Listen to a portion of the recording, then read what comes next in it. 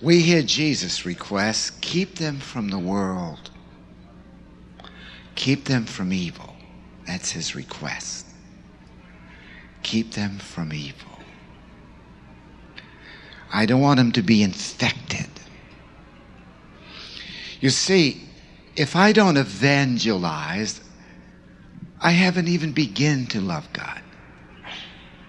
If I don't go from house to house, I haven't even begun to love God. Because the first thing is to obey his commandments.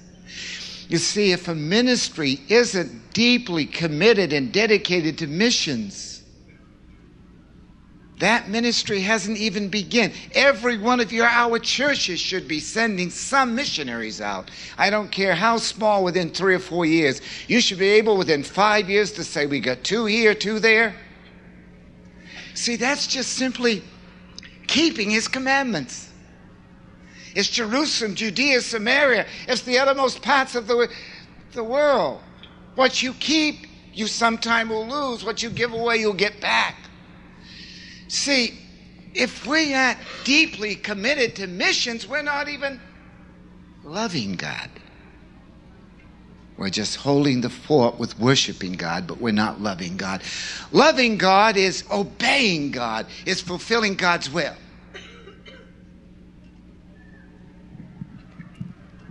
It's to go in all the world and preach the gospel.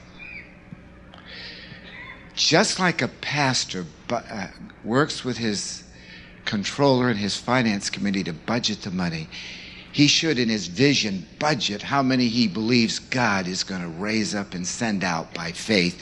Then if he does a good job training and people do a good job discipling, God will go beyond what he thinks he's going to do for missions.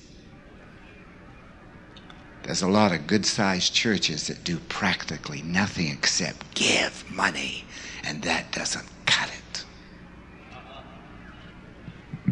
See, this is how we measure our obedience. This is how we measure our love.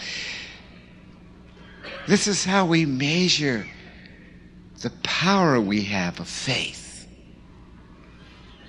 So God makes these requests.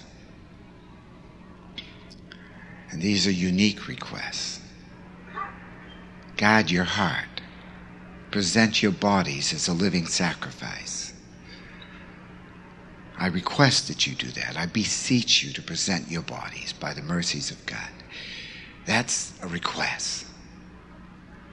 I command you to go in all the world. I command you to love one another. I command you to forgive each other, but I make a request that you present your bodies.